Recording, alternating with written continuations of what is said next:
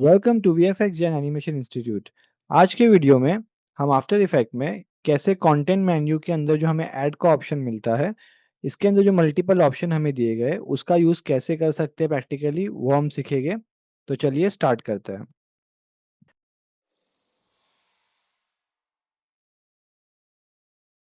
सबसे पहले after effect में आपको कोई भी एक शेप लेना है जिसके ऊपर आपको वो इफेक्ट्स अप्लाई करने हैं। अब इसे प्रॉपरली समझने के लिए यहाँ पे हम जो हमारा शेप होगा उसके ऊपर एक फील ऐड कर देते हैं अभी के लिए, बिकॉज जो स्टार्टिंग के ऑप्शन है उसमें हमारा फील जो है वो काम करेगा एंड स्ट्रोक हमें यूज़ नहीं है, तो हमें स्ट्रोक यहाँ पे रिमूव कर देंगे। उसके बाद आपको कंटेंट में आ जाना है और यहाँ पे सबसे पहले आपको जो ऐड का ऑप्शन दिया है उसमें मर्ज पाथ का ऑप्शन है। मर्ज पाथ का जो ऑप्शन है, जैसे ही आप अप्लाई करते हो तो अभी कुछ चेंजेस नहीं दिखाई देगा, बिकॉज इसके लिए आपको एक और शेप चाहिए होगा। और थोड़ा समझने के लिए हम यहाँ पे अभी के लिए स्ट्रोक ऑन कर देते हैं और इसे मैं थोड़ा सा यहाँ पे इंक्रीज कर देता हूँ कुछ इस तरीके से। तो बेसिकली अभी हमारे पास में एक एलिप्स का शेप है और यहाँ पे मर्ज पाथ है। अभी मर्ज पाथ यहाँ पे कुछ काम नहीं करेगा बिकॉज ये नॉर्मल सा एक ऑप्शन हमें यहाँ पे देखने को मिल रहा है। तो अभी के लिए मैं इसे डिलीट कर देता हूँ। और सबसे पहले हम क्या करेंगे, यहाँ पे हमारा जो शेप है इसे डुप्लीकेट करेंगे। तो अभी हमारे पास में यहाँ पे दो शेप कुछ इस तरीके से मिल जाएंगे। मर्ज पाथ का जो यूज़ है वो सिंपली इस तरीके से है कि आप कंटेंट पे एक बार आपको क्लिक करना है, ऐड पे आना है और मर्ज पाथ पे आपको यहाँ पे क्लिक कर देना है। जैसे ही आप मर्ज पाथ पे क्लिक करते हो तो यहाँ पे आप देखोगे कि आपको मोड करके एक ऑप्शन मिल जाता है। ये करता क्या है, बेसिकली आप अगर इसे ऐड पे रखते हो तो ये दो शेप को ऐड करने का यहाँ पे काम करेगा कुछ इस तरीके से। अगर आप इसे सब्ट्रैक्ट करोगे तो ये इस शेप को दूसरे शेप से सब्ट्रैक्ट करेगा, पहले वाले को दूसरे वाले से। अगर आप इसमें इंटरसेक्ट करोगे तो आपको बीच का ऑप्शन मिलेगा एंड एक्सक्लूड करने पे आउटर एरिया आपको मिल जाएगा। तो इस तरीके से हमारे पास में डिफरेंट ऑप्शंस है जिनको हम यूज़ करके शेप्स को हमारे मर्ज या कुछ भी एडिशन या एनिमेशंस दे सकते हैं। इसको यूज़ करने का आपको एक सिंपल अगर मैं तरीका बताऊँ तो आप शेप तो मर्ज कर ही सकते हो, बट सब्ट्रैक्ट का यूज़ करके आप मून टाइप में कोई एनिमेशन क्रिएट कर सकते हो। फॉर एग्जाम्पल मैं फील को यहाँ पे वाइट रखता हूँ एंड इसका स्ट्रोक मैं यहाँ से रिमूव कर देता हूँ कुछ इस तरीके से। अभी हमें क्या करना है, जो फर्स्ट शेप है हमारे पास ये वाला, इसे लेना है और इसके ट्रांसफॉर्म मेन्यू में आपको यहाँ पे आ जाना है। ट्रांसफॉर्म मेन्यू में स्टार्टिंग पोजीशन लेट से हमारा यहाँ पे रहेगा, तो इसे हम थोड़ा बाहर की तरफ रख लेंगे एंड देन इसकी पोजीशन पे आपको की फ्रेम देना है। थोड़ा सा आगे जाना है जितना आपको एनिमेशन देना है एंड इस शेप शेप को आपको नीचे की तरफ यहाँ पे ऐसे लेके आ जाना है। तो ये करने से आपको कुछ इस तरीके से एक मून टाइप का एनिमेशन यहाँ पे क्रिएट करके मिल जाएगा। तो इसका यूज करके आप सिंपली इस टाइप में ऐसे एनिमेशंस जो है वो क्रिएट कर सकते हो using the merge path option. इसके अलावा मर्ज पाथ के अलावा हमारे पास में डिफरेंट ऑप्शन है। तो सबसे पहले मैं मोड को अभी यहाँ पे ऐड पे रखता हूँ एंड हमारे पास वापस से मैं दो शेप को यहाँ पे रख लेता हूँ कुछ इस तरीके से। अभी यहाँ पे कंटेंट पे क्लिक करना है, हमें ये ध्यान रखना है। आपको एलिप्स पे क्लिक करोगे तो वो इसके अंदर आ जाएगा, हमें वो इन दोनों शेप के बाहर चाहिए। तो कंटेंट पे क्लिक करके आपको ऐड पे आना है एंड देन अभी यहाँ पे ऑफसेट पार्ट का ऑप्शन आपको दिया गया है। ऑफसेट पार्ट अगर आप माइनस करते हो तो शेप आपका माइनस हो जाएगा एंड अगर आप इसे प्लस करते हो तो शेप आपका एक्सपांड हो जाएगा। तो इसका आप इस तरीके से यूज़ कर सकते हो एक्सपांड या माइनस करने के लिए। बट इसका एक सिंपल यूज़ है, अगर हम इसे मर्ज पाथ के साथ में अगर यूज़ करते हैं, तो अगर हम इसे मर्ज पाथ के साथ में यूज़ करते हैं तो आप देख सकते हो कि बीच में एक जॉइंट जैसा आ रहा है। तो अगर मैं मर्ज पाथ हाइड कर दूं तो यहाँ पे कुछ भी आपको चेंजेस नहीं दिखाई देंगे, but because merge path on है यहाँ पे एक जॉइंट जैसा बन रहा है। अब इसे हम यहाँ पे मिल्टर जॉइंट से हटा के सिंपली राउंड जॉइंट कर सकते हैं, जिससे आपको ये इस तरीके का एक जॉइंट देखने को यहाँ पे मिल जाएगा, जिसको आप बहुत क्रिएटिवली यूज़ कर सकते हो इस तरीके से लिक्विड इफेक्ट क्रिएट करने के लिए। तो आप देख सकते हो कुछ इस तरीके से हमें ये लिक्विड इफेक्ट यहाँ पे देखने को मिल रहा है। अब इसे आप चाहो तो एनिमेट कर सकते हो ताकि ये कुछ इस तरीके से एनिमेट हो जाए। इसे एनिमेट करने के लिए हम सिंपली क्या करते हैं, यहाँ पे इसे इसके ऊपर रखेंगे एंड मैं चाह रहा हूँ कि दो एनिमेशंस यहाँ पे, यहाँ और शेप्स ऐड करना चाह रहा हूँ। तो इसमें मैं एक और शेप कंट्रोल डी प्रेस करके डुप्लीकेट कर लूँगा। नाउ मैं जो ऊपर के दो शेप है उनके ट्रांसफॉर्म मेन्यू में जाके पोजीशन का की फ्रेम में ऑन कर दूंगा, जहाँ से मुझे एनिमेशन स्टार्ट करना है वहाँ पे। तो अभी तो ये हमारा इसके अंदर की तरफ एनिमेशन गया है, इसके बाद से मुझे बाहर जाना चाहिए। तो हम इसे यहाँ पे कुछ इस तरीके से एनिमेट कर लेंगे ऐसे। एंड इसके साथ में अगर हमें एक और एनिमेशन देना है तो यहाँ पे हम सिंपली पोजीशन ऑन करेंगे, तो आप देख सकते हो ये कुछ इस तरीके से जो बाहर वाला शेप था हमारा वो एनिमेट होके आ रहा है। तो एक काम करते हैं, हम सबसे पहले उस एनिमेशन को हटा देते हैं। यहाँ पे आप देख सकते हो ट्रांसफॉर्म मेन्यू में आपको ऑलरेडी ये इस एलिप्स के अंदर ये एनिमेशन आपको देखने को मिलेगा ट्रांसफॉर्म वाला। तो इसे हम हटा देते हैं।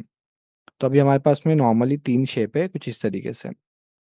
इसे मैं वापस से एक बार रिपीट कर लेता हूँ ताकि आपको नॉर्मली समझ में आए कि हमने यहाँ पे क्या किया है। तो बेसिकली हमने यहाँ पे 3 शेप्स लिए हैं कुछ इस तरीके से। अगर हम इसे एक साथ रखते हैं तो यहाँ पे कुछ भी आपको देखने को नहीं मिलेगा। इसके अंदर फिर हमने यहाँ पे जो है एक मर्ज पाथ ऐड किया है और एक ऑफसेट पार्ट ऐड किया है। ऑफसेट पार्ट से हमने इसका जो रेडियस है थोड़ा सा कम किया है। और फिर मिल्टर जो जहाँ पे जो लाइन जॉइन है इसे हमने राउंड जॉइन किया है ताकि ये इस तरीके से एक जॉइन क्रिएट कर पाए। बट ये कब एप्लीकेबल होगा, जब आपका मर्ज पाथ जो है यहाँ पे ऐड पे होगा और ऑन होगा। अगर मर्ज पाथ नहीं होता है तो आप इसका आपका कोई भी यूज़ यहाँ पे आपको देखने को नहीं मिलेगा। तो आपको मर्ज पाथ ऑन करना है यहाँ पे सिंपली। एंड फिर आपके जो भी शेप्स है उसको आप एनिमेट कर सकते हो, जैसा आप एनिमेट करना चाहो वैसा। तो लेट्स से मुझे ये वाला शेप जो है हमारा एलिप्स 3 इसे एनिमेट करना है, तो मैं इसके ट्रांसफॉर्म मेन्यू में जाके पोजीशन पे की फ्रेम दूंगा। एंड स्टार्टिंग में पोजीशन में इनसाइड रखता हूँ कुछ इस तरीके से। थोड़ा आगे जाने के बाद में ये बाहर की तरफ जाना चाहिए, तो हम इसे एनिमेट कर दे कुछ इस तरीके से। देन सेकेंड, मैं अगेन जो ये वाला है इसे डबल क्लिक करेंगे एलिप्स 2 को। एंड एलिप्स 2 को भी हम यहाँ पे की फ्रेम दे देंगे बाहर की तरफ। मैं भी यहाँ पे उल्टा की फ्रेम दे रहा हूँ, पहले बाहर रहेगा देन हम पीछे आएंगे अगेन यहाँ पे जहाँ पे हमारा स्टार्ट था। एंड हम इसे अंदर की तरफ यहाँ पे ऐसे एनिमेट कर देंगे। तो अभी हमें कुछ इस तरीके से ये एनिमेशन देखने को मिल जाएगा। तो ऐसे आप लिक्विड एनिमेशंस भी क्रिएट कर सकते हो आफ्टर इफेक्ट में using merge path and offset path. इसके अलावा भी हमारे पास में डिफरेंट ऑप्शंस है, उसका भी हम यूज़ देख लेते हैं कैसे कर सकते हैं। तो इसके बाद आपको पकड़ एंड ब्लोड का ऑप्शन मिल जाता है। तो अभी के लिए हम यहाँ पे जो शेप्स है उसमें सिर्फ एक ही शेप रखेंगे। एंड फिर कंटेंट में जाके आपको ऐड पे जाके पकड़ एंड ब्लोड ऐड कर देना है। पकड़ एंड ब्लोड का अगर मैं आपको सिंपल यूज़ बताऊँ, पहले हम यहाँ पे ट्रांसफॉर्मेशन जो है इसका हाइड ऑफ कर देते हैं ताकि हमें कुछ यहाँ पे ट्रांसफॉर्मेशन नहीं देखने को मिले, और इसे सेंटर में लेके आ जाते हैं। तो पकड़ एंड ब्लोड से बेसिकली आप यहाँ पे अमाउंट एडजस्ट करके इसे कुछ इस तरीके से डिफरेंट शेप में कन्वर्ट कर सकते हो। सो माइनस में आपको कुछ इस तरीके से ऑप्शन मिलेगा स्टार वाला, एंड प्लस पे आपको फ्लावर टाइप के ऑप्शन मिलते हैं। बट इसका यूज़ आप बहुत अलग तरीके से भी कर सकते हो डिफरेंट शेप्स का यूज़ करके। सो एग्जांपल के लिए हम अगर नॉर्मली यहाँ पे जो है पॉलीगॉन टूल लेके एक शेप क्रिएट करते हैं तो आपको कुछ इस तरीके से शेप मिलेगा। एंड अगर हम स्टार टूल लेके शेप क्रिएट करते हैं तो आपको इस तरीके से कुछ यहाँ पे जो है शेप्स को आपको मिल जाएगा। अब यहाँ पे आप पकड़ एंड ब्लोड का अमाउंट चेंज कर सकते हो as per your requirement, and कुछ इस तरीके से डिफरेंट शेप आप क्रिएट कर सकते हो जैसा आप यहाँ पे क्रिएट करना चाहो। एंड बिकॉज ये हमारे पास में एक नॉर्मल शेप है, तो हम इसकी पाथ की प्रॉपर्टी में जाके यहाँ से इनके जो पॉइंट्स है वो भी इंक्रीज करके कुछ इस तरीके से यूनिक शेप्स भी क्रिएट कर सकते हैं। सिमिलरली पॉलीगॉन पे भी आप जाके यहाँ पे इसके अंदर पाथ के ऊपर इसके पॉइंट्स एडजस्ट करके आप इसमें मल्टीपल वेरिएशंस लेके आ सकते हो कुछ इस तरीके से। एंड अगर आप इसका पकड़ एंड ब्लोड का सेटिंग चेंज करते हो तो आपको ये फ्लावर टाइप में या तो कुछ इस तरीके से स्टार टाइप में पैटर्न जो है वो देखने को मिल जाएगा। तो इन्हें आप एनिमेट भी कर सकते हो और इसे आप यूज़ कर सकते हो आपके डिज़ाइन के अंदर। तो ये पकड़ एंड ब्लोड का ऑप्शन आपको यहाँ पे देखने को मिल जाएगा कुछ इस तरीके से। इसके अलावा फिर आपको यहाँ पे जो दूसरा ऑप्शन है वो ऐड के कंटेंट के अंदर ऐड के अंदर आपको रिपीटर मिल जाता है, जो आप बेसिकली शेप्स को रिपीट करने के लिए यूज़ कर सकते हो एज पर योर कॉपीज। जितना आप कॉपी देना चाहो आप कॉपी दे सकते हो, और ऑफसेट से इनका डिस्टेंस आप जहाँ पे जो है वो एडजस्ट कर सकते हो कुछ इस तरीके से। तो ये ऑप्शन आपको यहाँ पे देखने को मिल जाएगा।